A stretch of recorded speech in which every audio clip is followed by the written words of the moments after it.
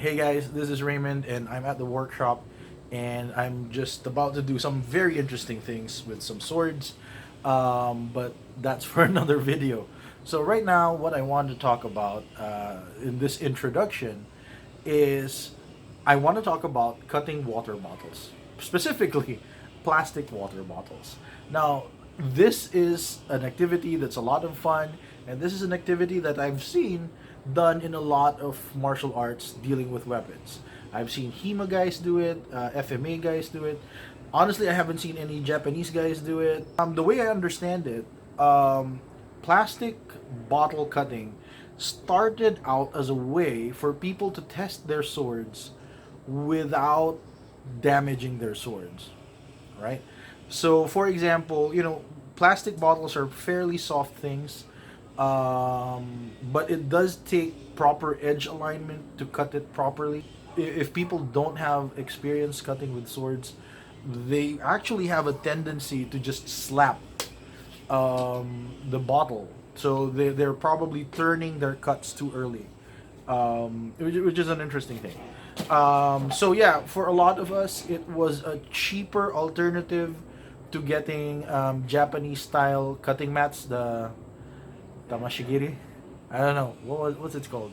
Those cutting mat things, right? So yeah, it's a cheaper alternative to that. It's a cheaper way to test their swords.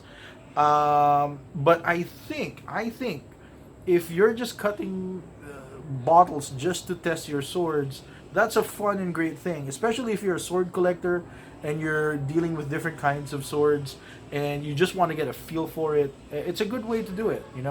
Um, Everything is standardized. You have a standard bottle, you have a standard cut that you want to do, and you want to see how that cut feels with different swords. That's great. But what I propose now is by adding just a little bit of intentionality to cutting water bottles, you can open up a whole world of training opportunities for yourself, right? So that's what you're going to see me doing in this video. I'm going to be doing a lot of cutting where I'm more intentional about my cuts.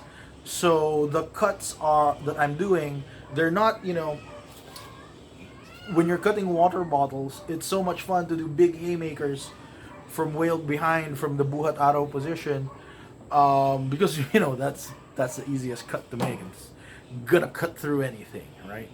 Um, right. So I'm not doing that because I'm fairly sure I can cut through a water bottle with that thing. So I'm using my trusty sword, um, and I was just cutting bottles with it. And it was a very interesting experience when you kind of put the techniques into a specific context, right? Where you're not just doing haymakers, you're doing techniques from your guard, right? Or from your ready position. Especially if you're doing a ready position where your hand is here, where you're trying to interspose, put your weapon between you and the other guy, right? And you're raising your hands up and you're trying to generate power from such a small distance. So for some traditional martial arts guys, you might know that as generating power with small circles. So I'm going to be doing a little bit of that. And then I'm also going to do a little bit of footwork with it. How does that change the dynamics?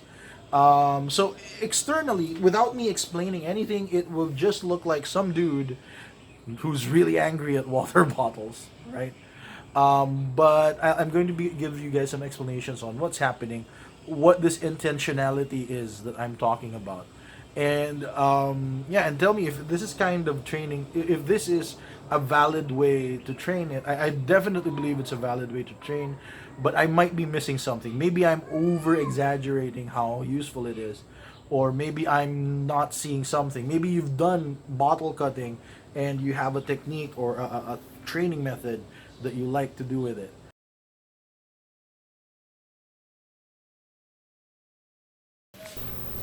Alright, so in this video, I'm going to be using my talibong for all the cutting. This was a gift to me by my uncle. It's been with me for a long time, so I'm very familiar with this weapon.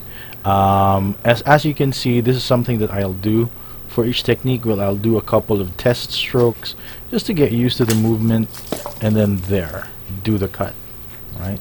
So very, very smooth. As you can see, in this case, I'm not doing a lot of wind up for the technique.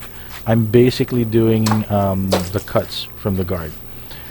Alright, so here's another one. I'm probably doing the same thing here. I think I'm going to do the second cut there.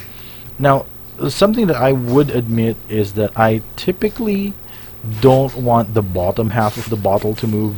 I want to hit it with enough speed so that I get a nice clean cut without the bottle moving. Right, that's the objective for me. Right, so here's when I'm trying to use a little bit of footwork to add into the technique, and then going back to the guard. So instead of pausing after the cut, I try to go back to guard, which is actually a really, really good thing. Right, it's something that I tell my students to do. Right. So this one is from a block counter. I'm trying to imagine I block a technique and then I do a quick counter. There. So a couple of trial passes and there. So I'm doing a lot of really good cuts. I mean I'm cutting through the bottles, but I'm not very happy with them all the time, right? I can stand to do better. Now this is an HDPE bottle. It's one of those white milk bottle types. They cut really nicely. Now this is a funny one. This is like an Evian bottle with a really thick tag. I'm not making excuses here. I'm also trying a really weird technique. So from Pluma block, right, I'm trying to do a serrada cut. So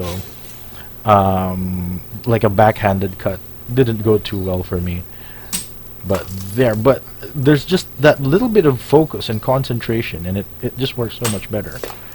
So see, a little bit of concentration. Now there, I'm just playing around with these bottles, and I noticed that my stabs just don't have the speed. So that's what I'm going to try to test next. So I'm trying to do a lot of quick stabs there. As you can see, with the water spurting out, there is some speed to that. And that's something I'm really trying to improve a bit more, is my stabbing ability. I'm not so good with it.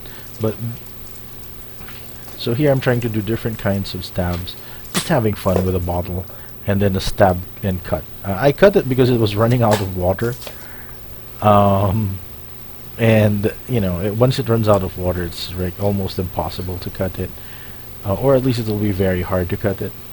Oh, just as a note, I never sharpened my weapon here. So that's the end of the video, guys. I hope it was helpful for some of you. Maybe you guys have some critique about my technique. Perfectly fine, perfectly open to hear about that. But I hope my point came across, where cutting water bottles is a lot of fun, but we can also do a lot more to make it more educational for us. So have a nice day, guys, and I'll talk to you another time.